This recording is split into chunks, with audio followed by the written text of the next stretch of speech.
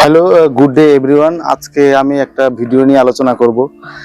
যারা আসলে শহরে আহ, একটা ফ্ল্যাট কিনতে চাচ্ছেন, সেই ফ্ল্যাটটি যদি সঠিকভাবে কিনতে চান তাহলে অবশ্যই আপনার দালিলিক কাগজপত্র এবং ফ্ল্যাটের যে ডকুমেন্ট সেই বিষয়ে আপনাকে ভালো ধারণা থাকতে হবে। তাহলে আপনি সুন্দর একটা ফ্ল্যাট ক্রয় করতে পারবেন। তাহলে চলুন ভিডিওটি দেখা যাক।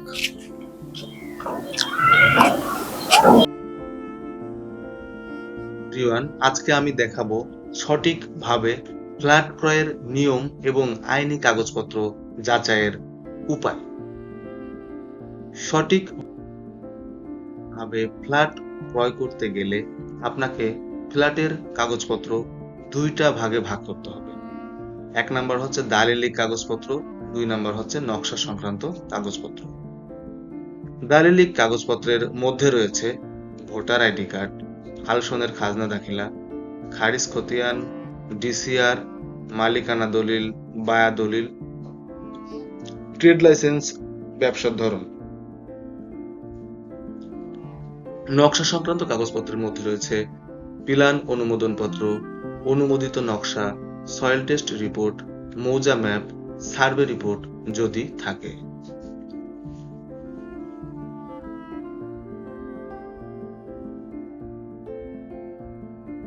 দালিলিক কাগজপত্র কিভাবে যাচাই করবেন?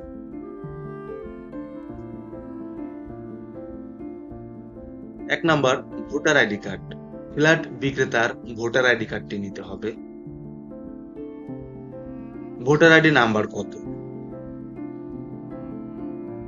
ভোটার আইডি নাম্বারটি অনলাইনে যাচাই করতে হবে।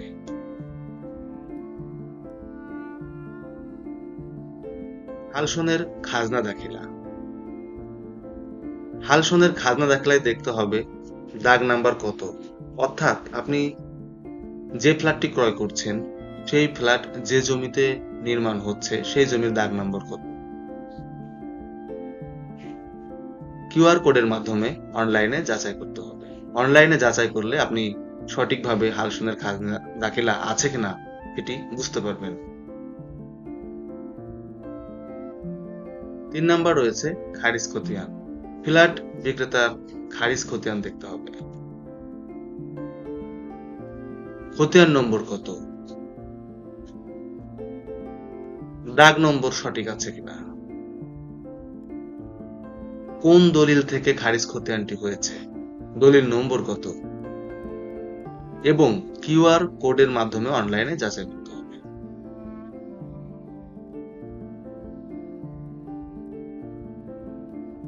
4 number DCR, duplicate carbon receipt. খারিজ খতিয়ান হলেই খারিজ খতিয়ানের সাথে ডিসিআর তৈরি হয়। ডিসিআর এ খতিয়ান নম্বর কত সেটা দেখতে হবে। কিউআর কোডের মাধ্যমে অনলাইনে যাচাই করতে হবে।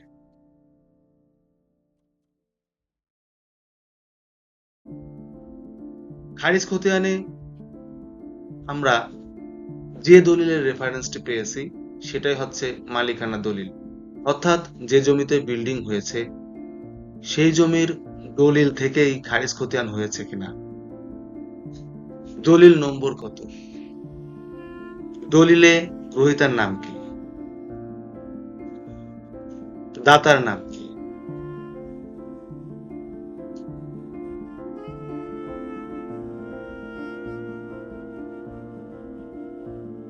বায়া দলিল, অর্থাৎ ফ্ল্যাট বিক্রেতা কার কাছ থেকে জমি কিনেছিলেন, যার কাছ থেকে জমি কিনেছিলেন তার দলিলটাই হচ্ছে বায়া দলিল। দাতার দলিল নম্বর কত,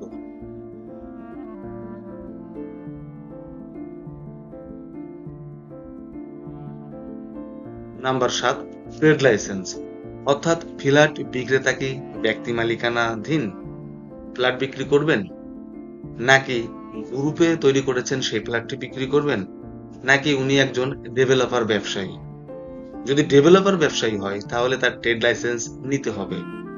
ট্রেড লাইসেন্সে তার নাম সঠিকভাবে আছে কিনা, তার ব্যবসার ধরন কি, অর্থাৎ ব্যবসার ধরন ডেভেলপার কিনা। নকশা সংক্রান্ত কাগজপত্র কিভাবে যাচাই করবেন? নকশা সংক্রান্ত কাগজপত্রের মধ্যে প্রথমেই রয়েছে 1 নাম্বার প্ল্যান অনুমোদন পত্র। যে ফ্ল্যাটটি ক্রয় করবেন সেই বিল্ডিংটি কার নামে অনুমোদিত, প্ল্যান নম্বর কত, মালিকের নাম কি, যে জমিতে ফ্ল্যাটটি হয়েছে সেই জমির তফসিল সঠিক আছে কিনা।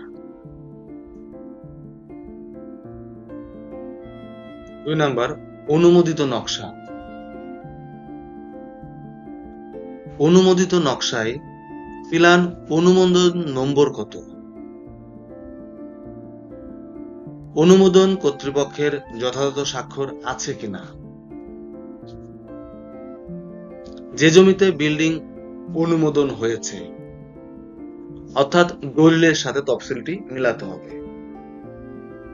এই ক্ষেত্রে আপনাকে বিবেচনা করতে হবে বা যাচাই করতে হবে যে দলিলে যে তফসিল উল্লেখ আছে অর্থাৎ যে দলিলটি আপনাকে দিয়েছে ওই দলিলের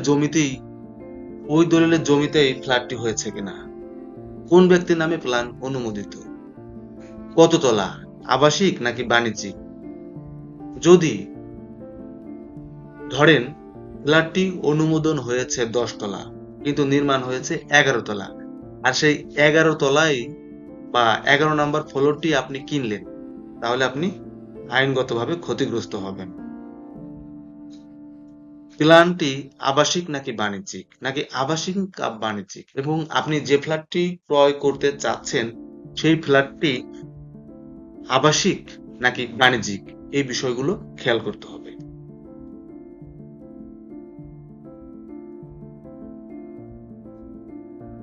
3 number soil test report. Soil test report দেখতে হবে যে জমিতে টেস্ট করা হয়েছে, অর্থাৎ আপনি যে জমিতে ফ্ল্যাট কিনছেন সেই জমিতেই এই টেস্ট করা হয়েছে কিনা। রিকমেন্ডেশন, ইঞ্জিনিয়ার কি রিকমেন্ডেশন দিয়েছেন, অর্থাৎ কত তলার জন্য ফাউন্ডেশন নিরাপদ ও কি ধরনের ফাউন্ডেশন উপযুক্ত ইত্যাদি।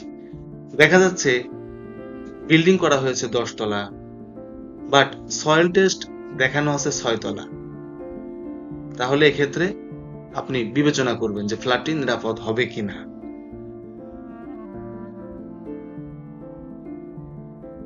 4 নাম্বার মৌজা ম্যাপ।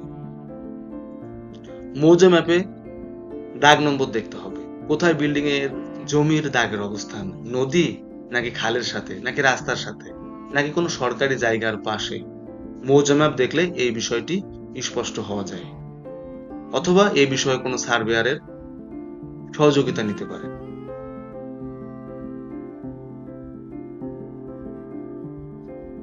সার্ভে রিপোর্ট যদি থাকে, আসলে সার্ভে রিপোর্ট সবসময় থাকে না।